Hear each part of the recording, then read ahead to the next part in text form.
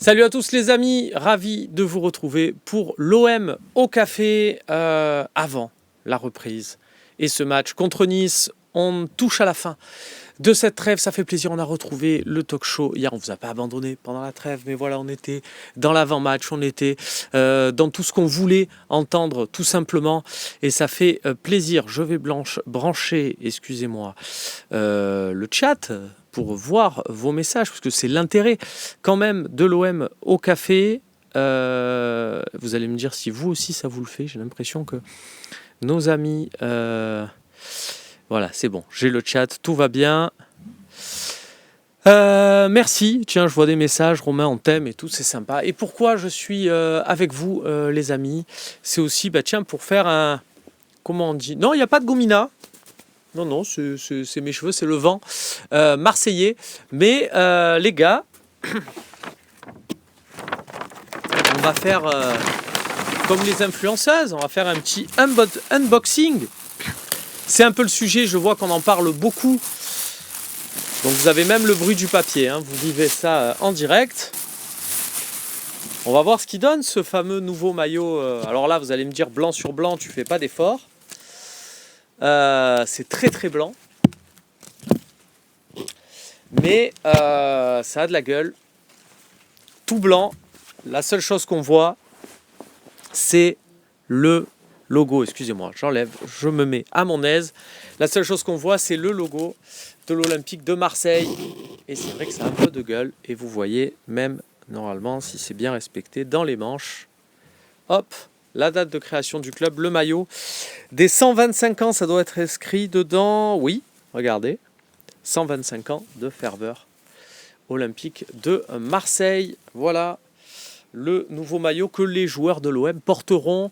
Ça sera contre Nice demain à 17h. Enfile-le. D'accord, ouais, Massilia, pas de souci. On va le mettre. On va le mettre. Vous allez me dire un peu ce que ça donne. Voilà. Et bien voilà, avec bleu dessous, on voit ce qui ressort. Et c'est vrai. C'est vrai que c'est pas mal. Voilà, tiens, je vais faire l'émission avec. Matsel qui nous dit je vais craquer, prends mon argent.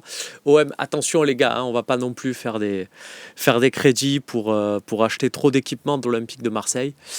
Mais ouais, effectivement c'est pas mal, c'est bien joué. Il y a Steph OM86 qui nous dit je suis mitigé sur ce maillot trop blanc.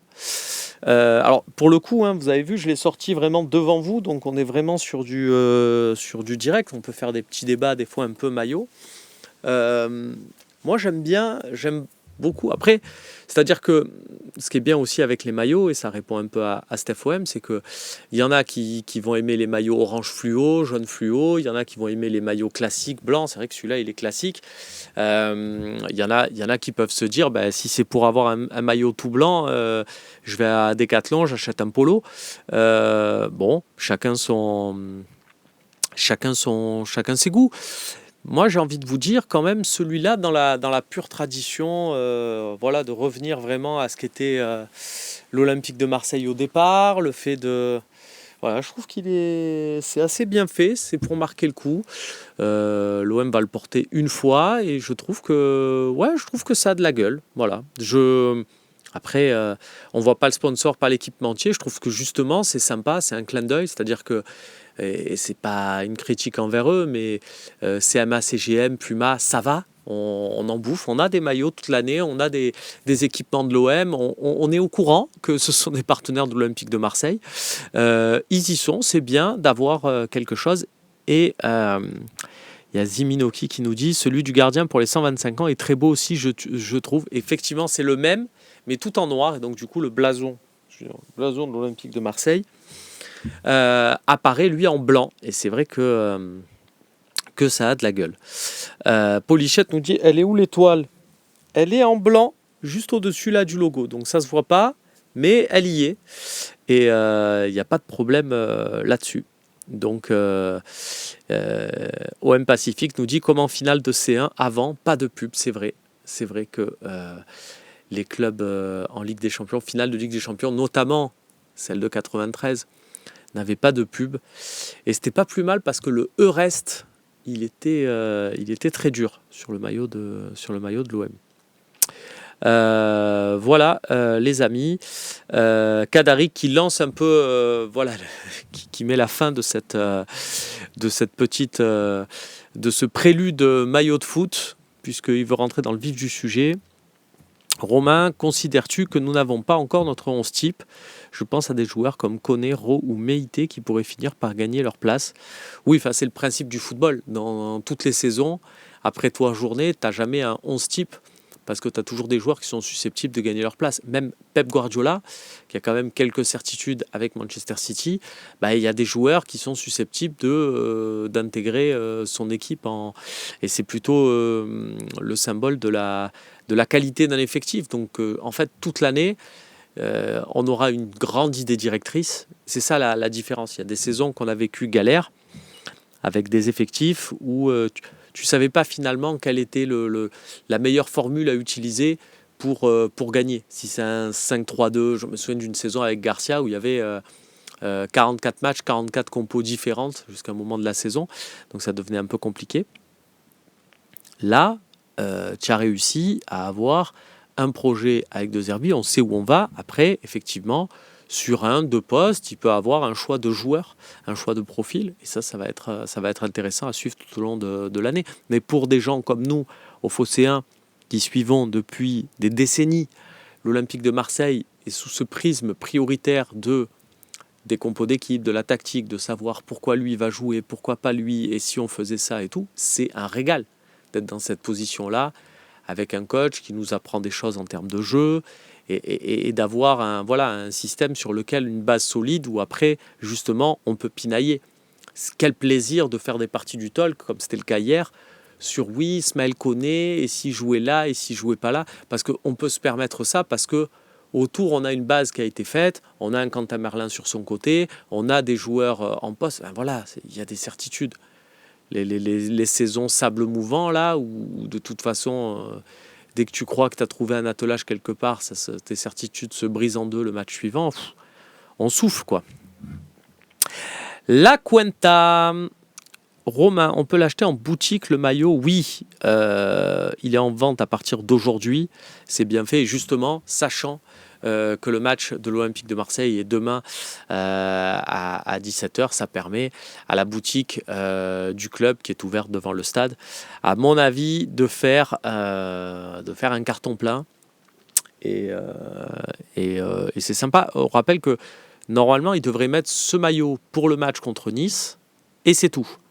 Un peu à l'instar de ce qui avait été fait il y a 5 ans, du coup, pour le maillot des 120 ans. 125, moins 5, 120. Pas mal, hein. Et c'était contre Saint-Étienne, fin du mois d'août, de mémoire, début septembre. Victoire contre Saint-Étienne 1-0. Un but de Benedetto. C'était une très belle victoire. Ils avaient le maillot avec la croix bleue. Sponsor Uber Eats. Et pour la petite histoire, c'était sur ce match-là qu'avait Matt Damon en tribune pour tourner son film Stillwater. Voilà, pour ceux qui l'ont vu. C'est pas le premier but de Benedetto, Charlie Goyard, puisqu'il avait marqué quelques jours avant à Nice. On avait joué en milieu de semaine à Nice et il avait marqué aussi. Donc effectivement, tout semblant demain, nous dit Nordeville. Et c'est vrai, ça rappelle un peu ce qu'avait dit Axel Oem sur ce plateau, et qui est une remarque judicieuse. On n'a pas tous les moyens de s'acheter un maillot à 90 €, et il faut respecter ça. Mais c'est vrai que venir au stade Vélodrome avec les couleurs du club, en blanc et en bleu, voilà, je trouve que c'est top, et c'est ce qu'on voit de plus en plus à Marseille. Et voilà, c'est vrai que c'est pas plus mal. Allez, je prends un peu vos questions, les amis. Romain, tu visais un minimum de 8 points, je crois, sur les 4 prochains matchs. STEPHOM 86, effectivement. Est-ce que ça ne serait pas un premier signe de faiblesse de faire uniquement 8 points ? tu auras le temps de prendre le point. Je pense que personne va te mettre un trou. Voilà, je vois pas Paris faire 12 points, notamment là sur le prochain run, comme on dit. Donc, on va voir un peu, comment ça va se passer. Mais moi, ce qui m'importe encore, on est en début de saison, c'est qu'on affirme vraiment nos principes de jeu. Si De Zerbi se désavoue en se disant je joue petit bras parce qu'on gagne un 0 à la 60e et on bétonne derrière parce qu'on ne sait jamais, il faut absolument les 3 points, je pense que ça va me chagriner plus que la situation comptable. Parce que tu envoies un message et à terme, c'est jamais bon. Donc à voir si pour l'instant, on est à 7 points sur 9 possibles. Au vu du contenu, tout ça, c'est très bien. Si on continue là-dessus, il y aura toujours des gens pour regretter les 2 points échappés contre Reims. Mais à côté de ça, tu auras toujours de la réussite aussi à Brest, de la réussite à Toulouse avec leur expulsion rapide. Donc il faut rester sur cette dynamique-là. Il faut surtout regarder là le contenu. Après, on rentrera ça va nous servir encore pour la suite. Ciel 13, blanc 92. Rien à voir, mais est-ce que tu es encore actif sur Sora? Oui, tout à fait. Je joue à Sora, je prends du plaisir. Romain Herring aussi, tiens, voilà, on s'amuse, c'est pas mal. Il y a les compos, là, j'ai vu pour gagner un rendez-vous avec Mbappé. Bon, je vous cache pas que je suis pas trop. C'est pas mon but premier, mais par contre, de jouer, voilà, de prendre du plaisir à faire ces compos, à essayer de terminer sur les premières places, ouais, ça m'intéresse. Cadaric 46, pardon, Romain, si on perd contre Nice, alors que l'on aura eu 120% de possession de balle et 150 occasions, 12 poteaux et un gardien niçois en feu, on ne jette pas l'eau du bain avec le bébé, on est d'accord. On est tout à fait d'accord. Moi, sur ce match-là de Nice, même si là, on est 15 jours, on s'est tous croqué la tête, et tellement on est heureux et on est sur un petit nuage depuis la victoire contre Toulouse, on ne voit pas comment on ne pourrait pas finir avec plus de 3 buts, une victoire avec plus de 3 buts d'écart contre Nice, tellement on s'est tous mis le feu. En vrai, pour moi, il n'y a pas de victoire obligatoire pour reprendre la formule il y a 2 ans devenue célèbre de Gernic ou autre. On a le temps. Voilà, c'est la 4e journée, on se calme. Hier, j'ai écouté mon copain Walid qui a dit c'est le moment ou jamais pour l'OM d'être champion. Il s'est passé 3 journées. Donc les conclusions, bien sûr qu'on a envie de les faire, les conclusions sur Paris qui est moins fort cette année, sur machin et tout. Attendons un petit peu. Longoria a fait des propositions pour trouver de nouvelles sources de revenus. Qu'en penses-tu? Ouais, ils s'étaient réunis plusieurs dirigeants là-dessus. Alors, il ne faut pas tout prendre au pied de la lettre. Là-dessus, tu es souvent dans des réunions où justement tu exposes ta vision du football. C'est pas mal de bien se faire voir de la part d'autres confrères avec qui tu vas être amené sur les prochains mercatos à discuter peut-être d'un recrutement d'un ou deux joueurs. Donc pourquoi pas. Mais c'est plus un exercice d'élocution. Je ne vais pas dire que ce qu'a dit Longoria, il n'en pense pas un mot, c'était tout bidon, c'est pas ça, mais voilà, tu es plus dans une posture quand même, il faut le reconnaître, que dans un programme voilà, qui va être appliqué stricto sensu dans les jours à venir. Coquin de sort, tu n'interviens plus dans l'after. C'est vrai, écoute, je sais pas trop, il y a des plannings, le fait de ne pas être dispo, tout ça, et puis il y en a d'autres qui ont émergé. J'écoute toujours cette émission avec grand plaisir. Après, il n'y a aucun problème, hein. On est très heureux de ce qu'on fait, ici à Marseille, que ce soit au Phocéen, avec BFM Marseille aussi. On m'appelle de temps en temps, il faut faire un peu le point sur l'OM à distance, et c'est bien, voilà. C'est bien comme ça, et après on verra. Le fait d'écrire dans la revue de l'After me procure beaucoup de plaisir, mais ça prend aussi du temps, donc il faut se rappeler que les journées ne font que 24 heures.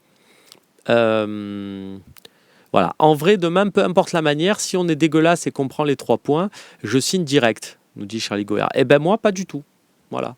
Moi, la victoire dégueulasse 1-0, ça va me chagriner. Je ne vais pas te dire que je préfère un match nul 3-3.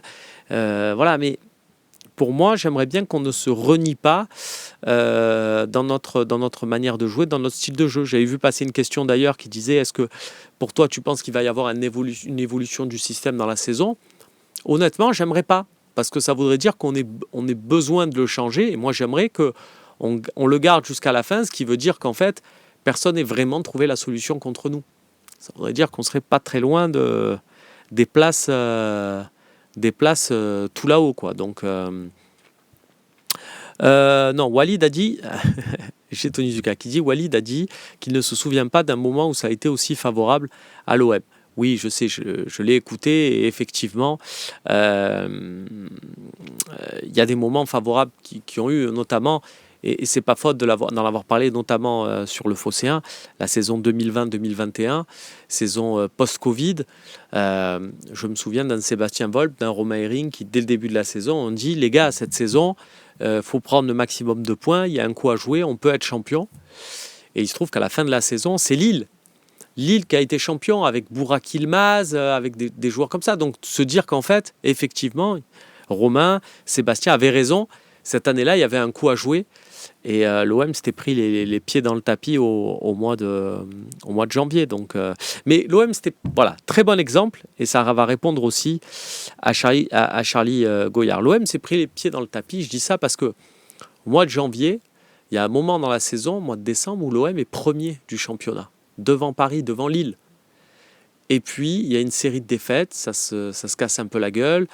La fameuse réunion à la commanderie, les cyprès qui brûlent, départ de Villas-Boas, départ d'Hérault, voilà. Mais quelque part, ces victoires à l'arraché 1-0, on avait eu cette saison-là, on était premier, mais on savait l'équilibre fragile. On savait qu'il y a des victoires qu'on a fait, notamment à Strasbourg, où on a gagné sur notre seul tir cadré, vous vous en rappelez, avec Benedetto, Sanson, là, une belle... voilà, on avait gagné sur notre seul tir cadré de la rencontre, c'était des matchs poussifs, et on gagnait, on prenait les 3 points, donc comptablement c'était bien, mais on savait que c'était fragile et qu'à un moment donné, ça explosait en plein vol. C'est pour ça que moi, je préfère avoir, entre guillemets, moins de points, mais aborder janvier, février, mars, avec la confiance, des certitudes, et aller chercher quelque chose, que d'être dans une dynamique où on prend un max de points au départ, mais c'est trop fragile. Allez, je regarde un peu vos questions. Attention à Boga, c'est lui qu'il fallait prendre. En plus, il est Marseillais, il demande que ça de venir à jouer à l'OM. Oui, attention quand même avec ça. C'est bien dans les médias, ils le font tous. On a vu Wesley Fofana récemment. On aime tous l'OM c'est le cœur et compagnie. Mais ils savent très bien aussi ce que c'est d'être comment ça s'appelle, à l'OM, que ça marche forcément, ça peut ne pas marcher et ça a des risques. Il y en a qui ont pris ce risque-là et donc ok pour venir à l'OM, mais pas à n'importe quelle condition. Colopus qui nous dit Romain Herring, chaque saison il croit qu'on va être champion.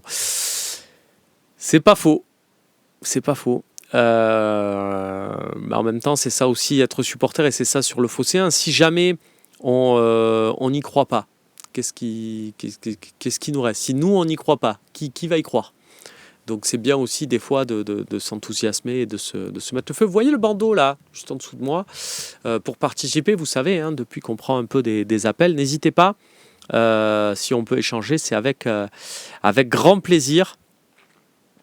Romain, c'est Mandandarine, un fidèle, qui nous dit, regarde, il y a l'étiquette qui pendouille. Regarde, pour toi, on le fait en direct. Je vais te montrer mes gros muscles. Waouh! Voilà, plus d'étiquettes. Qu'est-ce qu'on a comme étiquette? Slim Fit Pro, on a des étiquettes de l'OM et tout. Génial, bravo à eux. Maror qui nous dit, Walid disait à l'after qu'on avait comme Lille à l'époque plus de chance car pas de Ligue des Champions, pas de Coupe d'Europe et que c'est cette fois ou jamais. Tu en penses quoi? Alors, très intéressant aussi ce débat sur la Coupe d'Europe. Est très intéressant parce que, excusez-moi messieurs, très intéressant parce que ça nous remet... on a Charlie qui est avec nous. Charlie Goyard. Alors, excuse-moi Charlie, 2 secondes, je Ouais. Je réponds juste sur le truc de la Coupe d'Europe, mais ravi de t'avoir avec nous. Le problème, c'est pas de jouer la Coupe d'Europe sur les clubs, de faire 2 matchs par semaine. Oui, les organismes et oui, les joueurs sont capables de faire 2 matchs par semaine. Le souci, c'est que quand tu fais 2 matchs par semaine, il y a un match où tu te déplaces, donc du coup, le lendemain, tu as le trajet retour, puis tu fais juste un peu de récup, puis le lendemain, c'est déjà la mise en place pour le match qui a lieu le dimanche, et donc du coup, in fine, tu bosses pas vraiment à l'entraînement, tu fais que de la récup. Donc, moralité, je vais dire une phrase un peu choc. Les saisons avec Coupe d'Europe, c'est bien de les faire quand il y a Didier Deschamps comme entraîneur. Tu fais des petits tennis-ballons, tu fais de la récup, tu es juste sur le management d'hommes, c'est très bien.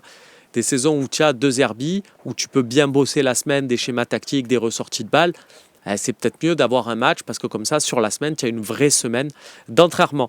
Où est Charlie? Très très bonne vanne de Samba Tapi. Où est Charlie? Charlie, tu es où? Je suis là. Comment Salut ça tout va, le monde. Charlie? Ben écoute, ça va très bien. Excité par cette belle journée qui s'annonce demain, le retour au stade avec justement les 40 ans des Ultras, les 30 ans des MTP. Et enfin la fin de cette période de trêve qui était un petit peu longue. Et voilà, ravi de pouvoir parler avec toi, de te voir avec ce joli maillot des 125 ans du club. Et voilà, petit coup de fil pour vous remercier les gars pour tout le boulot que vous faites. Voilà, vous rythmez un petit peu mon quotidien avec le café du matin et parler de l'OM. Et voilà, je voulais aussi C'est faire gentil. passer un hommage pour Monsieur Roustan, Ouais. voilà, qui nous a quittés. Je sais qu'hier dans le talk, tu as aussi également évoqué ce grand journaliste et ce grand passionné de football. Et aussi voilà, te remercier lorsqu'il y avait eu l'OM au café, donc avec Monsieur Roustan, tu avais pu relayer une de mes questions qui était tout simplement à savoir qu'est-ce qu'il pensait de Pablo Longoria. Et donc ça reste un moment qui restera gravé à jamais dans ma mémoire. Et du coup, j'avais pu te remercier d'ailleurs, parce que je t'avais vu avant le match C'est face à vrai, on s'était vu l'Atalanta. avant un match, bien sûr. Je t'avais croisé au niveau du Negresco, pour ceux qui C'est connaissent. ça. Ouais. Et donc voilà, c'est vraiment une vraie joie de vous parler avant ce gros match demain face à Nice. Voilà. Merci Charlie, c'est vrai qu'on s'était croisés au niveau du Negresco. Ouais. C'est toujours sympa ces avant-matchs.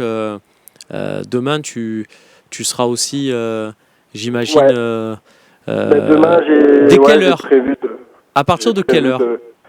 Demain, j'y serai. En fait, j'ai avancé au début, je devais arriver à 16h, c'était un petit peu tard, donc je prends demain matin, j'ai pu décaler, je prends le train de 6h pour être là beaucoup plus tôt et peut-être faire un petit bout avec le cortège des Ultras, même si je suis moi au virage nord, mais pourquoi pas participer à la fête et essayer d'arriver assez tôt, peut-être passer à la boutique, voilà, justement pour voir ce joli maillot Ok. en chair et en os. Et puis voilà, essayer de participer à cette belle fête qui s'annonce. J'espère qu'il fera beau, qu'il fera chaud et on mettra l'ambiance comme d'habitude. J'avais du coup aussi une petite Juste question. avant, Oui. moi je t'en pose une. Tu nous as dit que tu prenais le train. Tu viens d'où Bon, peut-être pas un village précis ou une ville précise si Alors, c'est ton. concernant la ville, je viens de Paris, voilà. Donc, un Marseillais à Paris depuis quelques années, mais je suis originaire à la base du sud de la France. Donc, j'ai grandi dans la Drôme et puis j'ai eu le virus OM à partir de 12 ans où mon père m'avait amené pour la première fois au Vélodrome. C'était un OM Bordeaux juste après la Coupe du Monde et le premier match c'était Un avec 2-2. Ravanelli, voilà le fameux doublé de Kaba Diawara qui nous Qui nous fait trucide très mal. à la fin. Et c'est cette année-là avec donc l'année du centenaire de l'OM. où j'ai attrapé le virus OM et depuis, abonné depuis chaque année. Premier match, c'était effectivement en Jambouin, et puis j'avais vu les virages, je m'étais dit, et maintenant je vais aller à côté. Voilà, participer à tout ça. Et effectivement, c'était il y a 25 ans, puisqu'on fête cette année les 125 ans, et très très belle saison. Et tu n'es pas le seul. Je connais beaucoup de gens qui sont supporters de l'OM, mais qui doivent pour le travail aller à Paris, et on a le droit d'être à Paris et d'être supporter de l'OM. J'ai toujours une grande... je suis assez contre je suis Marseillais, je vis dans le centre-ville j'ai grandi dans le centre-ville de Marseille, je vis toujours à Marseille, mais je ne verserai jamais dans ce truc comme je suis à Marseille, je suis plus supporter de l'OM que ceux qui n'y vivent pas. Au contraire, moi j'ai eu la chance de naître à quelques stations de métro du stade, donc c'est facile de tomber dans la marmite. Alors que ceux qui se déplacent comme ça et tout, c'est top. Et c'est vrai que tu vis le truc quand tu te fais un train retour après une contre-performance ou quoi que ce soit, ça doit être quand même quelque chose de pas facile. Donc et puis de vivre à Paris et de se faire chambrer en permanence, parce que du coup à Paris on a une belle communauté de Marseillais, d'Olympiens, avec des gens qui viennent d'un petit peu partout, et c'est là qu'on ressent en fait que on est tout simplement le club le plus aimé de France. Il y a toujours c'est quoi? C'était à Pernetti le bar là de... Ouais, à l'époque c'était ça s'appelait le Losran, effectivement, Losran Café d'ailleurs, où effectivement du côté en face au niveau du métro Pernetti, c'est ça. C'est ça. Le café Losran, et à l'époque j'ai le souvenir d'ailleurs d'avoir fêté le titre OM face à OM Rennes en 2010. Le but de Lucho. À l'époque aux commentaires déjà monsieur Roustan avec Vas-y mon lapin. Monsieur, et c'était un grand souvenir, parce qu'on avait bien célébré ça dans les rues de la capitale, ce joli titre de champion de France. Et puis après les quelques coupes de la Ligue aussi du côté du Stade de France. Voilà, c'était avec monsieur le grand Didier Deschamps. On passe à ta question, Charlie, excuse-moi. Ouais, alors concernant la question, c'était pour savoir si du coup, comme le supposait Jeff hier dans le talk, est-ce que tu voyais à terme Bamo Meïté prendre une place de titulaire dans le 11 à côté de Balerdi?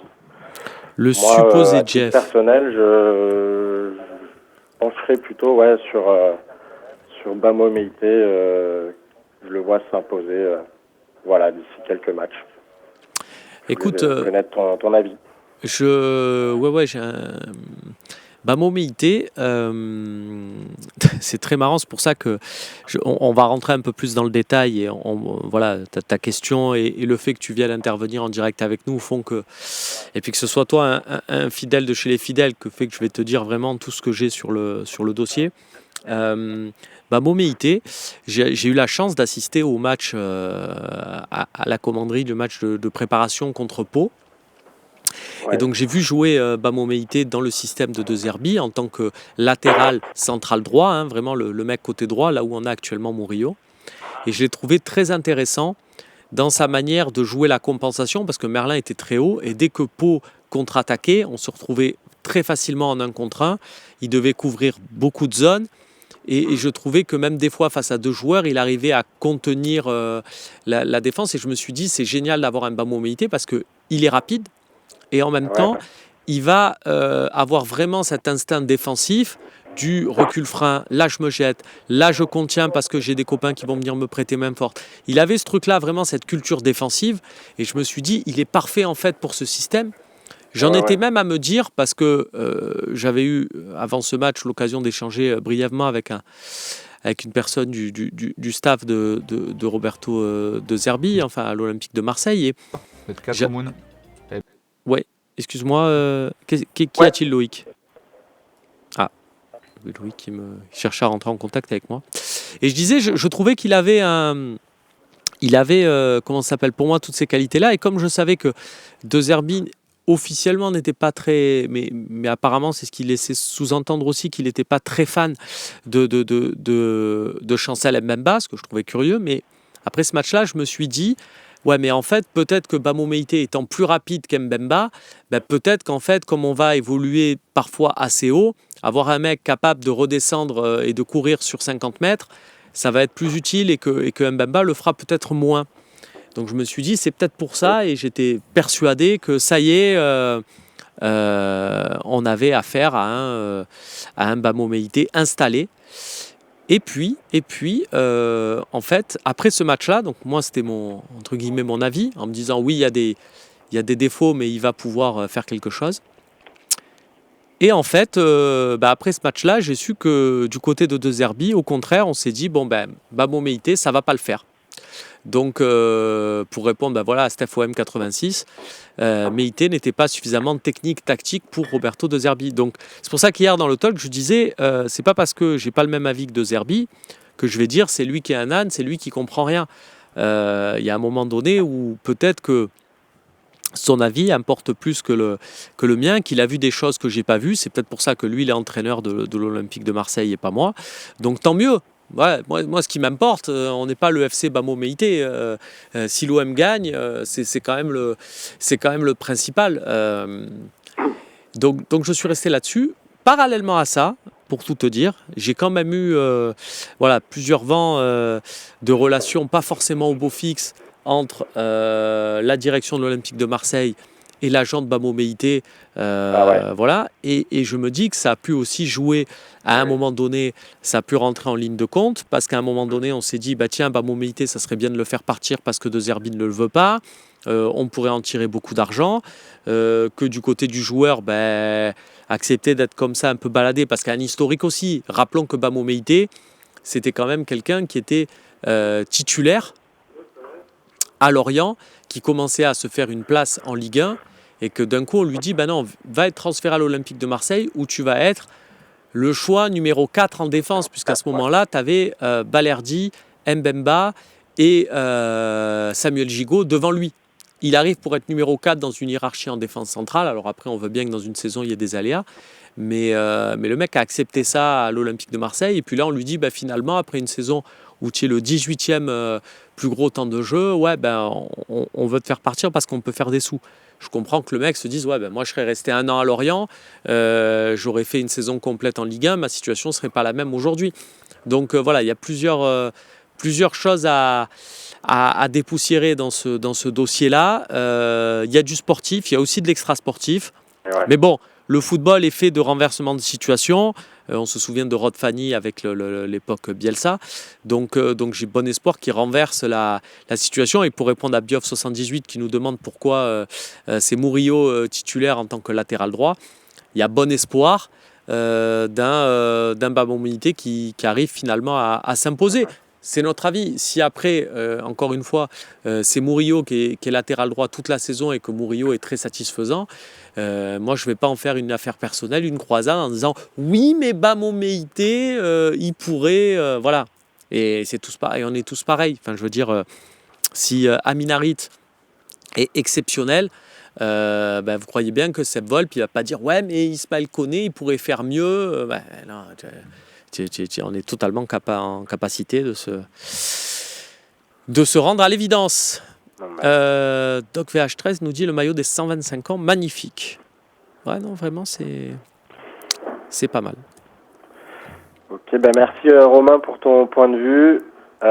Moi, merci Charlie. Vraiment à terme, entre guillemets, je verrais vraiment Bamo Meïté au final à la place de Balerdi. Balerdi passait plutôt à gauche et en fait aussi à terme Valentin Rangier à la place de Murillo. Voilà, on verra. L'avenir nous le dira, mais d'ici un mois, je vois un peu cette configuration. De toute façon, ce qui est génial, c'est que chaque match, on va avoir une semaine pour se faire une petite hiérarchie perso et se dire voilà, qui se rapproche du 11, qui est en danger, qu'est-ce qu'il faudrait changer. Et c'est vrai que c'est pas mal. Encore une fois, s'il n'y a rien à changer parce qu'on gagne tous les matchs, tous les week-ends, on ne se plaindra pas non plus.